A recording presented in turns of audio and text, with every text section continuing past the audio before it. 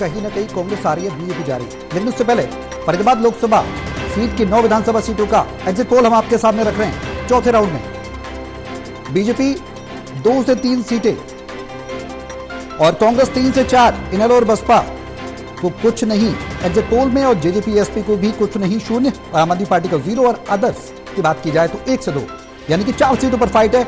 Ballabhgarh, ख्यालदार, Rathore, BJP और JJP और ASP में फाइट टाइट देखी जा रही है। तिगांव, ललित, नागर और बीजेपी की फाइट जबरदस्त देखने को मिल रही है। चौथे राउंड के एग्जिट पोल्स हम आप तक पहुंचा रहे हैं,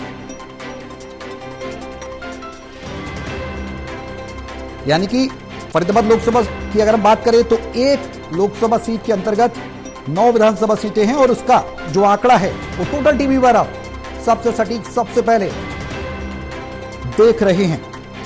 यानी कि बीजेपी 2 से 3, कांग्रेस को अगर यहां बात की जाए तो बढ़त मिलती हुई नजर आ रही है। फरीदाबाद के लोकसभा कॉन्स्टिट्यूएंसी में 3 से 4, ये जो आंकड़ा है वो कहीं ना कहीं कांग्रेस की ओर बढ़त बता रहा है।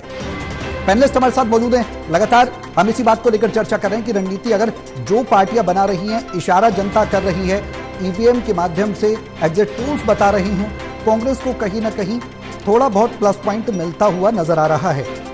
बंसल साहब, जो कांग्रेस की अगर हम बात करें फरीदाबाद लोकसभा की जो 9 विधानसभा सीटें हैं, उस पर 3 से 4 सीटों का अनुमान कांग्रेस के पक्ष में जा रहा है, तो यानी कि कहा जाए कि पॉजिटिव साइन कांग्रेस के लिए फरीदाबाद से भी निकलकर सामने आता नहीं। अगर ये नतीजा है तो हम जो पहले से मानते थे कि जो जीटी रोड बेल्ट है, अभी तक हमने वही डिस्कस किया। हमने करनाल, कुरुक्षेत्र और अंबाला लोकसभा के अंदर जो सीटें हैं उनके बारे में चर्चा की जी। वहां भाजपा को कोई बहुत बड़ा नुकसान होता हुआ नजर नहीं आया, कुरुक्षेत्र सीट को छोड़कर जी। पर फरीदाबाद में तो बड़ा नुकसान है। यहाँ बीजेपी ने पिछले विधानसभा चुनाव में 7 सीटें जीती थी, 7 सीटें, और कांग्रेस को सिर्फ 1 सीट मिली थी।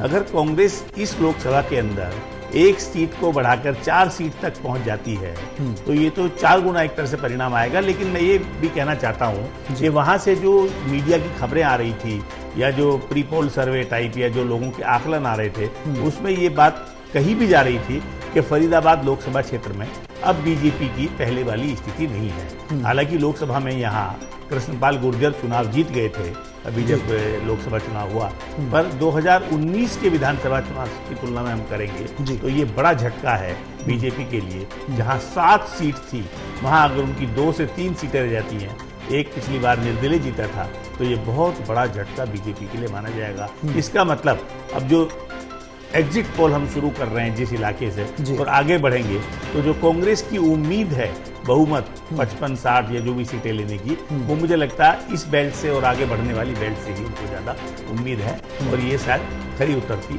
दिख रही है। फरीदाबाद से कम इसका संकेत मिलता है। वीरेंद्र जी, जो बीजेपी के लिए एक बड़ा झटका ऐसे कहा जा रहा है, किस तरीके से देखा जाए? कांग्रेस बढ़त बना रही है, जो दावे हैं जनता कहीं ना कहीं भरोसा जता रही है, अंदरूनी कलह के बावजूद भी कांग्रेस पर ये एग्जिट पोल से इशारा कर रहे हैं। देखिए, भारतीय जनता पार्टी की प्रधानमंत्री नरेंद्र मोदी ने पलवल में रैली की थी, और देखिए 2019 में पृथला ऐसा एक विधानसभा क्षेत्र था जहां भारतीय जनता पार्टी की जमानत जब्त हुई थी। तो इस बार जो है भारतीय जनता पार्टी ने अपनी टिकटों के चयन में काफी पारदर्शिता बरती है। सीमा त्रिखा का बड़खल से टिकट काटा गया, मंत्री थी वो, उनका टिकट काटा गया। लेकिन भारतीय जनता पार्टी ने जो 2014 के अंदर मंत्री बनाए गए थे विपुल गोयल, और 2019 में उनकी टिकट काट दी गई थी, तो 2024 में उनको वापस उन पर आस्था जताई गई, उनको पार्टी संगठन से जोड़ा गया और उनको टिकट भी दी गई। लेकिन इन सब के बावजूद भारतीय जनता पार्टी फरीदाबाद में अच्छा प्रदर्शन नहीं कर पा रही, तो पार्टी के लिए चिंता का विषय हो सकता है। कृष्णपाल गुर्जर ने लोकसभा चुनाव के दौरान ही अच्छा प्रदर्शन किया था, और भारतीय जनता पार्टी को अब भी काफी अपेक्षाएं थी। लेकिन क्योंकि मोदी जी की रैली पर, जो पलवल की रैली थी, काफी अच्छी कामयाब हुई थी, और लोग ये अनुमान लगा रहे थे कि इसके अच्छे परिणाम नजर आएंगे। लेकिन ऐसा ये अनुमान से, एग्जिट पोल से ये लग रहा है कि भारतीय जनता पार्टी यहाँ पिछड़ रही है और कांग्रेस को बढ़त मिल रही है। तो कांग्रेस के, हालांकि देखिए भारतीय जनता पार्टी ने पलवल में करण दलाल के मुकाबले में आप एक नए चेहरे के रूप में जो है गौतम को उतारा, गौरव गौतम को उतारा, तो ये माना जा रहा था कि भारतीय जनता पार्टी यहाँ कमजोर हो सकती है। लेकिन इसके बावजूद भी भारतीय जनता पार्टी कई पुराने चेहरे थे, पुराने चेहरों पर दाव खेला। हालांकि नयनपाल रावत जो है पृथला से, जिन्होंने निर्दलीय उम्मीदवार जीता था और भारतीय जनता पार्टी को समर्थन दिया था, लेकिन पार्टी ने उनको टिकट नहीं दिया तो वो बगावत करके अपने ढंग से खड़े हो गए। लेकिन पार्टी को यहाँ भी नुकसान हो रहा है। तो कुल मिला के फरीदाबाद भारतीय जनता पार्टी के आशाओं के अनुकूल नहीं रहा। देवेंद्र, जो वीरेंद्र जी बता रहे हैं उसमें किस तरीके से पार्टी को माना जाए? क्या कुछ जो बीजेपी के अनुकूल नहीं रहा? बंसल साहब ने भी बताया कि एक बड़ा सेटबैक कहीं ना कहीं पार्टी को लेकर लगता हुआ नजर आ रहा है। अगर एग्जिट पोल्स के नतीजे अगर परिवर्तित होते हैं, सीटों में परिवर्तित होते हैं, जाहिर सी बात है एक बड़ा गेन यहां पर कांग्रेस लेती हुई नजर आएगी। सौरभ, देखिए 7 सीटों से अगर 2 या 3 सीटों की असेसमेंट हो रही है, अनुमान लगाया जा रहा है, तो बीजेपी को नुकसान तो है। बीजेपी को बड़ा नुकसान हो रहा है और कांग्रेस की उतनी सीटें नहीं थी जितनी अब आती हुई लग रही है अनुमान में। तो कांग्रेस फायदे की स्थिति में है, बीजेपी को नुकसान हो रहा है।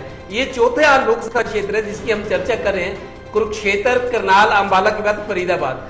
अगर इनका एवरेज निकाले तो मेरे को लगता है बीजेपी से शायद बढ़त पर है कांग्रेस। 4 लोकसभाओं में बीजेपी से बढ़त पर कांग्रेस है, नहीं तो बराबर भी नहीं, मेरे को लगता है बढ़त पर है अगर एवरेज निकाले।